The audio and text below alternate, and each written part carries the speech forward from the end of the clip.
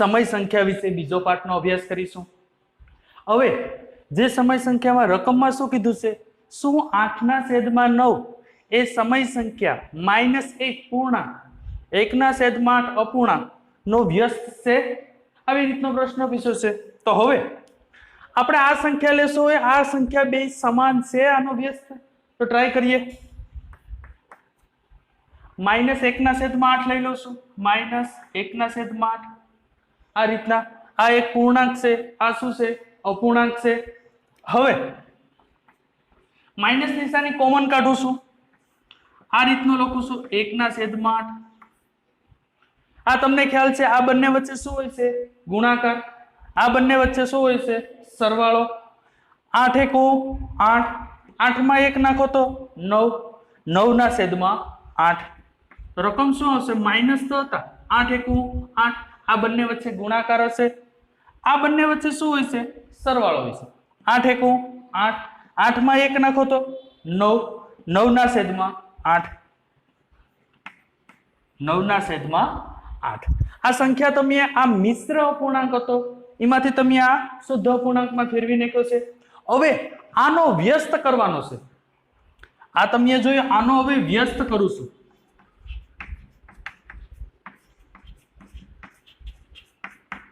હવે તમને ખ્યાલ છે વ્યસ્તમાં જે સંખ્યા હોય એ ઉપર હોય નીચે વહી જાય, નીચે હશે ઉપર વહી જાય। વિરોધી સંખ્યા હોય તો પ્લસ હોય તો માઇનસ થાય, માઇનસ હોય તો પ્લસ થાય। હવે આની વ્યસ્ત સંખ્યા 8 છે ઉપર વહી જશે અને 9 ક્યાં જશે? નીચે। -8/9 માઇનસ નિશાની એમને જ રહેશે। તો હવે આ સંખ્યા જે તમે આવી છે એમ કીધું છે -1/8 નો વ્યસ્ત, તો આ થશે -8/9। તો આપણે એમ કીધું છે આ છે 8/9 એ આ સંખ્યાનો વ્યસ્ત છે, તો એમ કહેવાનું નહીં ભાઈ આની આગળ કઈ નથી તો શું છે? પ્લસ છે। આની આગળ કઈ નથી તો શું છે? માઇનસ છે। બંને સંખ્યા કેવી છે? સમાન છે? તો ના કહેવાનું, ના। +8/9 એ -1/8 નો વ્યસ્ત નથી, થઈ જશે। હવે આના પછી આપણે 9મો એક્ઝામ્પલ જોઈએ।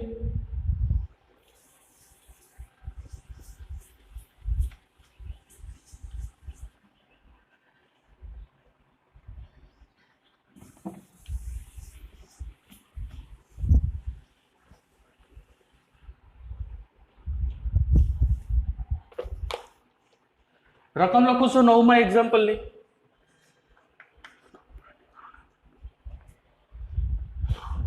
.3 એ 3 1/3 નો વ્યસ્ત છે? વ્યસ્ત છે કે નહીં? શકાશો। તો તમને ખ્યાલ હશે કે 0.3 છે એ 3 પૂર્ણાંક 1/3 અપૂર્ણાંક એનો વ્યસ્ત છે કે નહીં? આગળનો દાખલો જેમ ગણ્યો છે એ જ રીતનો ગણવાનો છે। ધ્યાન રાખજો, હું આ પદને લઉં છું 3, 1/3 લઈ લીધું, એનો શું મારે કરવાનો છે? વ્યસ્ત। તો વ્યસ્ત કરતા પહેલા આ મિશ્ર અપૂર્ણાંક છે એને સમય સંખ્યામાં ફેરવવો પડે અથવા શુદ્ધ અપૂર્ણાંકમાં ફેરવવો પડે અંશછેદમાં। આ બંને વચ્ચે મેં તમને કીધું હતું આ બંને વચ્ચે શું થશે? ગુણાકાર। આ બંને વચ્ચે શું થશે? સરવાળો। આ બંને વચ્ચે ગુણાકાર કરું 3 તેરી 9, 9 માં 1 ઉમેરું 10, 10/3 આ થશે। હાલો હવે આનો શું કરવાનો છે? વ્યસ્ત કરવાનો છે। 10/3 નો વ્યસ્ત। હાલો 10/3 નો વ્યસ્ત તમને ખ્યાલ જ હશે, આની આગળ કઈ નિશાની નથી તો શું છે? પ્લસ છે। વ્યસ્ત સંખ્યા થાય તો છેદ છે એ ક્યાં જાય? અંશમાં। અંશ છે એ ક્યાં જાય? છેદમાં। તો આમાં શું આવશે? 3/10, 3/10 થઈ ગયું છે। હવે આ તમને એમ કીધું 0.3 છે એ આ 3 પૂર્ણાંક 1/3 નો વ્યસ્ત છે, તો એમ કહેવાનું આ વ્યસ્ત છે? તો ઘણા કહેશે નથી, જેમાં 0.3 આપેલો છે, અહીં 3/10 આપેલું છે। ભાઈ 3/10 એટલે છેદમાં 1 0 હોય તો આગળ કેટલા આંકડા પછી પોઈન્ટ આવે? એક આંકડા પછી. જો કદાચ એમ ન હોય, એમ તમારે ન કરવું તો 3 ભાગ્યા તમે 10 કરશો એટલે શું આવશે? 0.3. તો હવે આને શું લખી શકાય? 0.3 થઈ જશે. તો આ સંખ્યા આનો વ્યસ્ત છે તો કહેવાનું હા વ્યસ્ત છે. કહેવાનું 0.3 એ 3 પૂર્ણાંક 1/3 અપૂર્ણાંક નો વ્યસ્ત છે.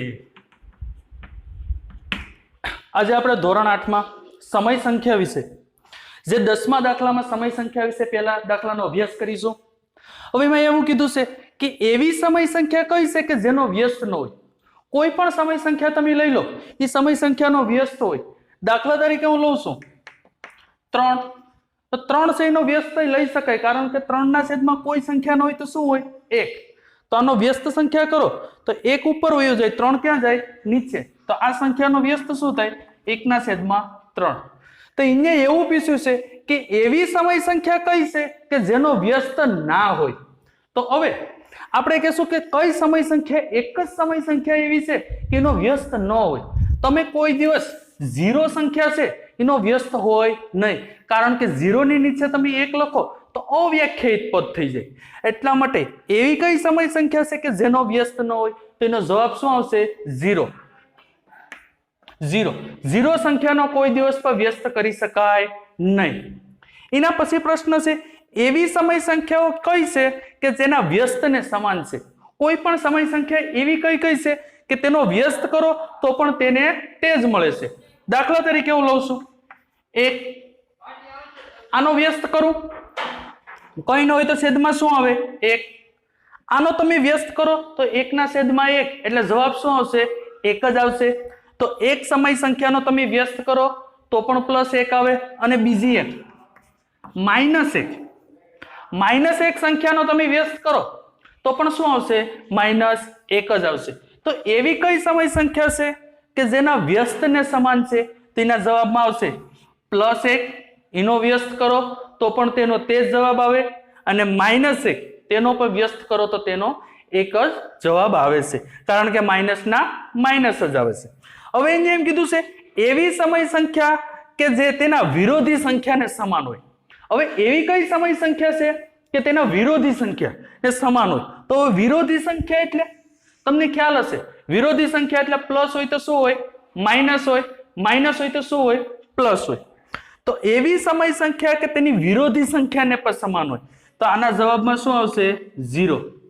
0 સંખ્યાનો તમે વિરોધી ન કરી શકો, કારણ કે 0 છે એ પ્લસ હોય ન હોય, માઇનસ હોય, તટસ્થ સંખ્યા છે.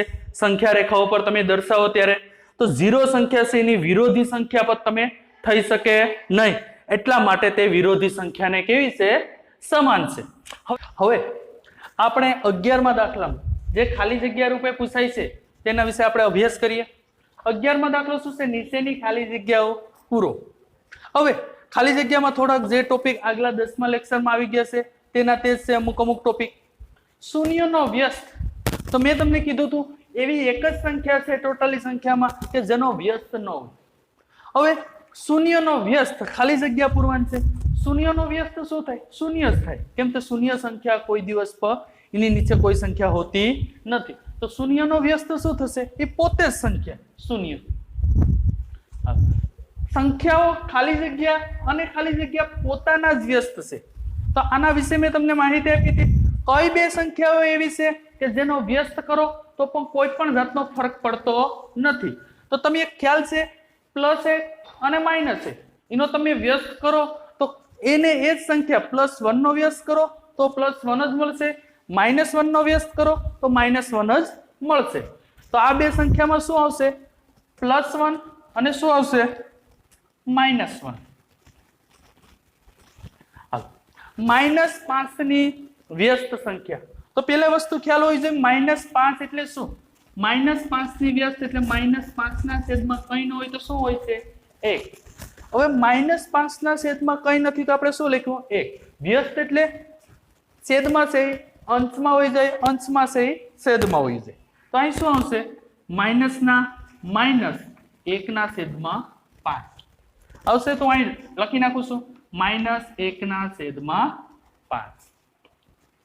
1/x ની વ્યસ્ત સંખ્યામાં આની આગળ કઈ નિશાની નથી તો શું છે પ્લસ છે 1/x ની વ્યસ્ત સંખ્યા એટલે છેદમાં છે ઈ અંશમાં જશે અંશમાં છે ઈ છેદમાં જશે તો અહીં શું આવશે પ્લસ x ના છેદમાં 1 અથવા પ્લસ એકઈ ખાલી લખી શકો છો અથવા આમાં લખી શકો છો પ્લસ x હાલો હવે બે સમય સંખ્યાનો ગુણાકાર તો બે સમય સંખ્યા છે કોઈ પણ બે સમય સંખ્યા કોઈ પણ લઈ લેવાનો ધન પૂર્ણાંક લેવી હોય ધન લેવી હોય ઋણ લેવી હોય કોઈ પણ બે સમય સંખ્યાનો ગુણાકાર હંમેશા સમય સંખ્યા બે સમય સંખ્યાનો સરવાળો સમય સંખ્યા હોય બે સમય સંખ્યાનો ગુણાકાર સમય સંખ્યા હોય બે સમય સંખ્યાનો બાદબાકી સમય સંખ્યા હોય બે સમય સંખ્યાનો ભાગાકાર પર સમય સંખ્યા જ હોય છે એટલે આની જગ્યાએ તમને ફેરવીને પૂછે બે સંખ્યાનો ગુણાકારની જગ્યાએ સરવાળો પૂછે બાદબાકી પૂછે ભાગાકાર પૂછે તો જવાબ શું આવશે બે સમય સંખ્યાનો ગુણાકાર ભાગાકાર હંમેશા કેવો હોય છે સમય સંખ્યા જ હોય છે તો અહીં લખું છું સમય સંખ્યા ધન સમય સંખ્યાની વ્યસ્ત સમય સંખ્યા હવે ધન સમય સંખ્યાની વ્યસ્ત સંખ્યા એટલે ધન સમય સંખ્યા એટલે જેની આગળ પ્લસ હોય આ ધન સમય સંખ્યા છે એની આગળ પ્લસ ની જગ્યાએ માઇનસ આપું તો ઋણ સમય સંખ્યા અહીંયા બધું ધન સમય સંખ્યાની વ્યસ્ત સંખ્યા હવે આનો તમે વ્યસ્ત કરો તો પ્લસ 2/3 થશે તો તમારે જવાબમાં એમ આવશે ધન સમય સંખ્યાનો વ્યસ્ત હંમેશા શું હોય છે ધન સમય જ હોય છે તો અહીં લખ નાખું ધન સમય સંખ્યા હવે આના પછી સ્વાધ્યાય 1.2 જે સંખ્યા રેખાઓ પર કઈ રીતે દર્શાવવું તેના વિશે આપણે નેક્સ્ટ લેક્ચરમાં અભ્યાસ કરીશું આભાર